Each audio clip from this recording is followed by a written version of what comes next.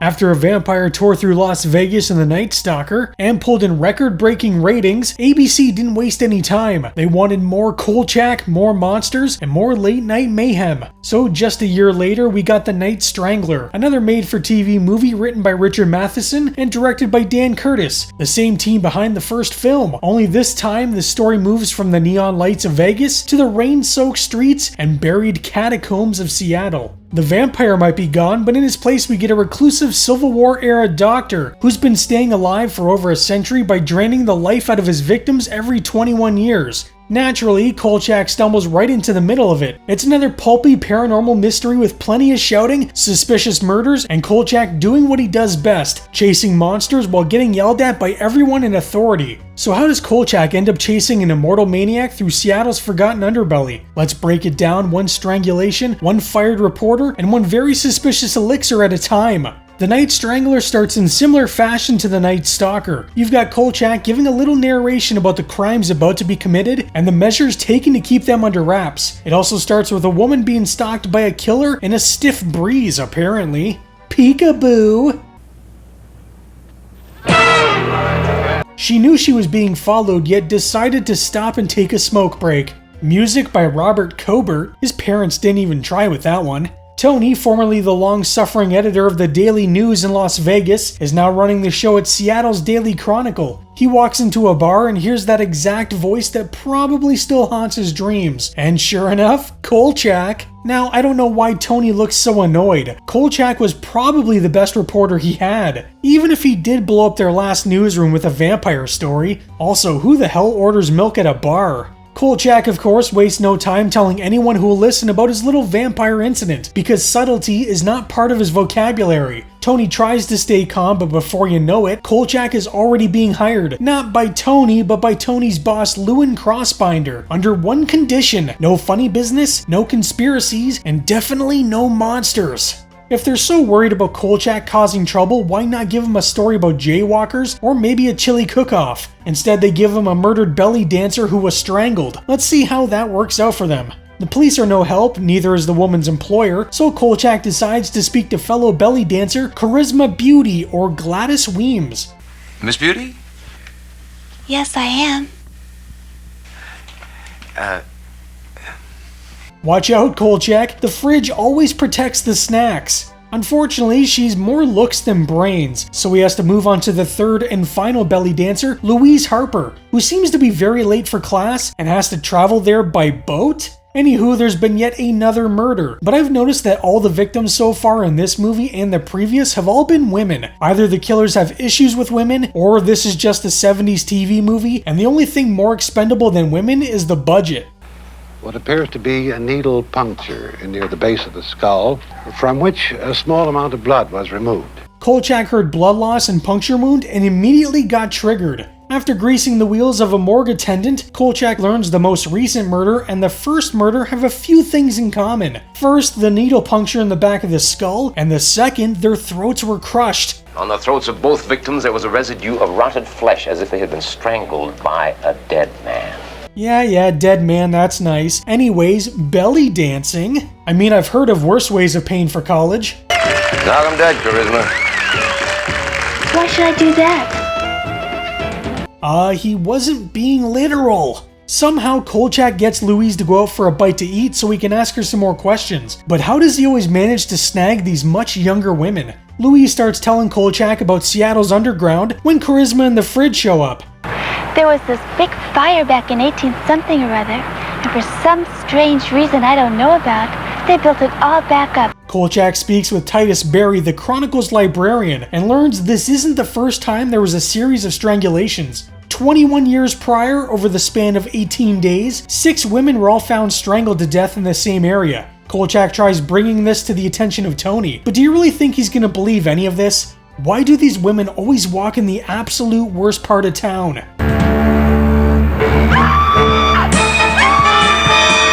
There's been yet another murder, but who put this terrible wig on the body? For some reason, the killer didn't attack this woman, which seems really dumb, because she got a good look at his face and apparently he looks like a corpse. What about the broken necks and the rotted flesh in the throats of the 3 I victims? told you I didn't want to hear it. But a man, Con, not some kind of super dead man. That's the way he has been described! Kolchak speaks with Titus again, who has an interesting update. Apparently there were even more murders going back to 1931, another 21 years before the previous murders. I'm starting to sense a pattern here.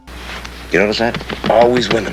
Fascinating. Let's see, 1970, 1952. That's 21 years. Well, I'm glad Kolchak is finally caught up. For shits and giggles, they check out news reports from 1910, and would you look at that? More strange murders. I love the shit-eating grin on Kolchak's face, because he knows exactly what he's about to drop on Tony's desk. Maniac had the strength of 10 men and the face of a corpse.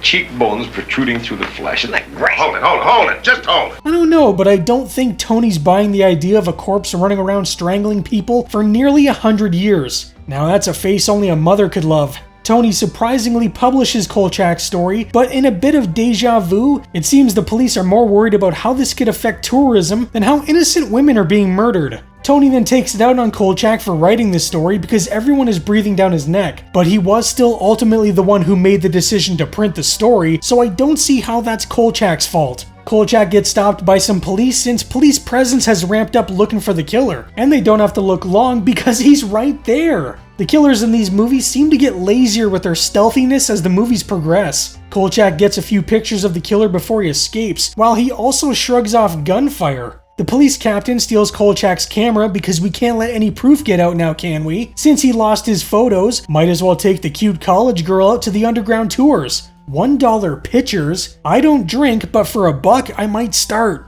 During the tour, Kolchak and Louise decide to take a little detour. Well, that's strange, a bottle of booze and lit candles?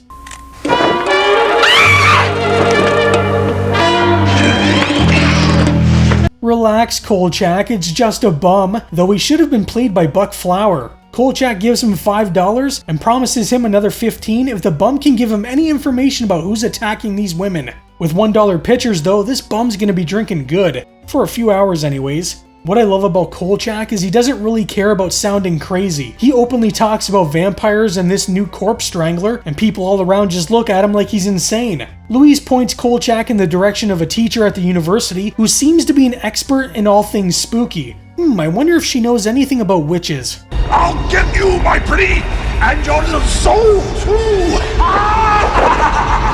The old woman goes on about some magical elixir that will not only preserve someone's youth, but also make them incredibly strong. But how does it prevent bullet wounds?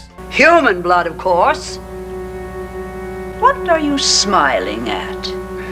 He's smiling because he knows he's about to piss Tony off, and he does just that. Seems Tony doesn't believe there's a walking corpse draining the blood of strangled women to create a magical elixir every 21 years that's gonna keep him young. Well, kinda young. I mean, he does look like this apparently. Wow, it's a kind of a slow night tonight.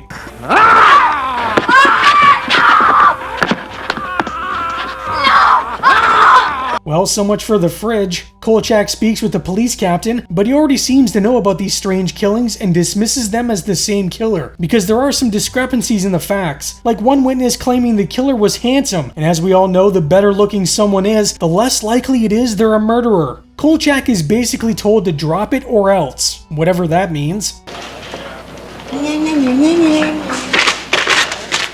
Kolchak gets chewed out again, which for him has become customary at this point. But he, like a certain FBI agent, always seems to be right, so I don't know why they would doubt him so much. Kolchak believes this killer is hiding somewhere in Seattle's underground, despite the captain telling him they already checked it out. Tony removes Kolchak from the story, which will definitely stop him from looking further into it. So Kolchak continues looking further into it and discovers a Dr. Richard Malcolm, a surgeon during the Civil War who claimed to have found immortality through a bloody cocktail. Kolchak checks out the clinic where Dr. Malcolm's old hospital used to stand, and I like how you can see the people watching the movie shoot in the reflection. He draws a beard over the portrait of the man who founded the clinic, and it looks a lot like their Dr. Malcolm. Since this was the 70s and not 2025, Kolchak is immediately arrested for vandalism. As for this eternal youth garbage, I hate it. Yeah, well, I can see why.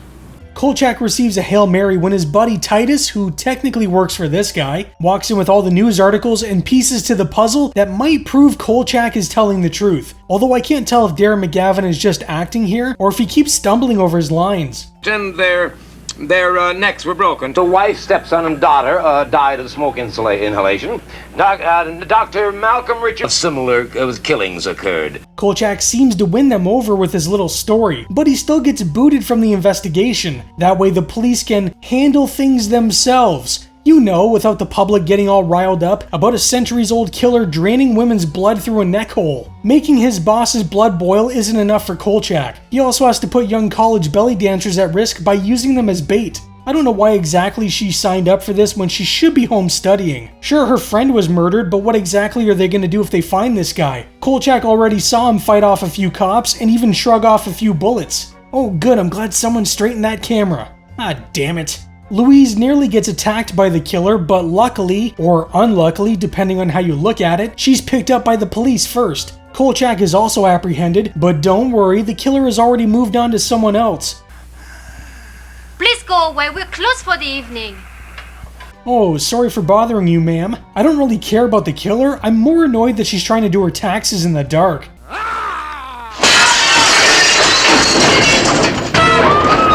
I mean, that's one way of entering, sure. The police are now freaking out because the killer got his final victim, and soon he's gonna go back into hiding. They probably should have just listened to Kolchak, but you know, whatever. Kolchak overhears a couple cops talking about how they lost the killer nearby his old clinic. So obviously, Kolchak has to break inside and check out the basement. But are the cops that dumb that they couldn't put two and two together? This is quite the basement for a clinic.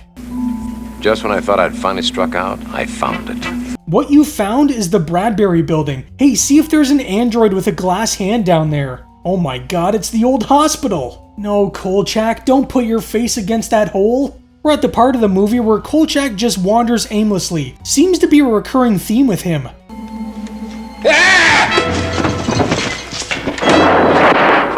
Oh no, it's Kolchak's bum friend. I love how the camera really zooms in on his face like, remember? Even in the underground, Kolchak can't turn down a good stiff drink. Alright, can someone turn down that fog machine? Although it does help with the spooky ambience. Well, that's terrifying. Who eats their steak well done? Might as well chew on leather.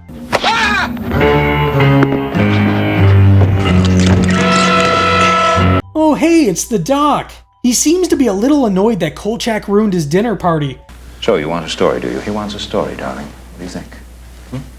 Although he seems pretty well adjusted for a guy that talks to desiccated corpses, he doesn't even kill Kolchak. Like every terrible villain who likes to be a little theatrical, he spills the whole story. Turns out he was trying to crack the code to immortality, you know, for mankind. Except his secret sauce requires the blood extracted from the brains of women within 7 seconds of death, because sure, that's totally scientific, but the real twist? The elixir wasn't permanent, so every 21 years he had to kill again and again and again. Each stage of the elixir turns him younger and younger, which is why sometimes he's described as a ghoul, and other times quite handsome. I'm not sure which stage he's at right now though.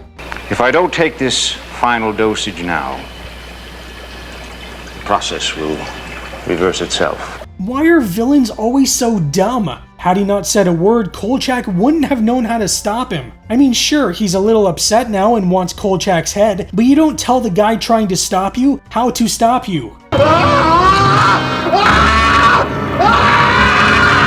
Luckily for Kolchak, the doc turns 100 in the blink of an eye, and as soon as the police arrive, he jumps to his death. How big is this underground city? The next day, Kolchak gets to see the paper, and surprise! Someone else's version of the story ran. It claims the killer was found, but never identified. His story was run, but Crossbinder shut that down right quick. Not only that, but Kolchak's out of a job again. I never want to see you again. I never want to talk to you again, remember? Yeah, I remember. That was before I was 5. Yeah, that's right. It looks like Tony also got fired, and Louise, she got expelled.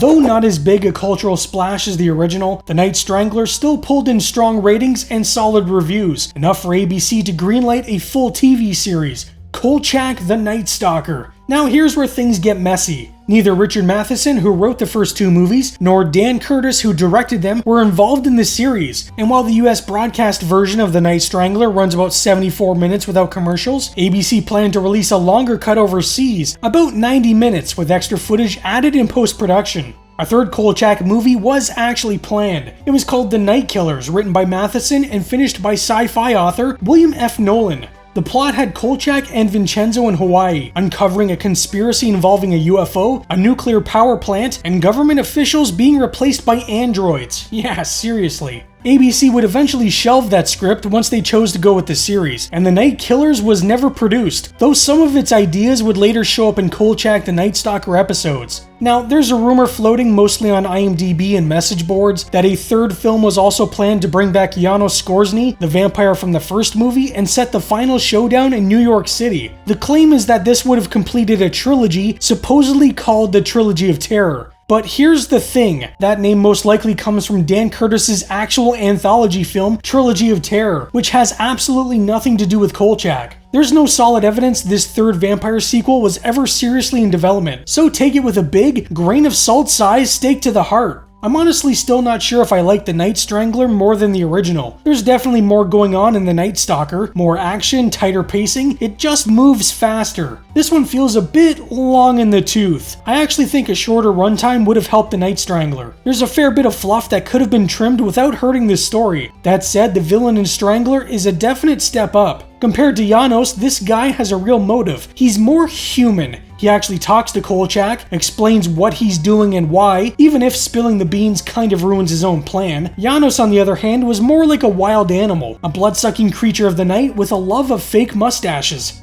The set design in the climax is also a standout. When Kolchak finds the doctor's lair with the corpses sitting around a dinner table, surrounded by cobwebs and rats, that was a great touch, super creepy and very atmospheric. Darren McGavin is once again fantastic, and honestly, I think he's even more wisecracky here than he was in the first one. Now hold on, we're not here for any personal vituperation. You know that word? What? It adds a nice layer to Kolchak's charm, like he knows no one's gonna believe him anyways, so he might as well have some fun with it. One thing that really stood out to me this time around is how much the villain reminded me of Eugene Victor Toombs from the X-Files. Just like the Doctor, Toombs is way older than he looks and comes out of hibernation to kill, every 30 years for livers instead of 21 for blood, but still. And while the Doc might drink an immortality serum, Toombs has, well, a bile nest. Is there any way I can get off my fingers quickly without betraying my cool exterior?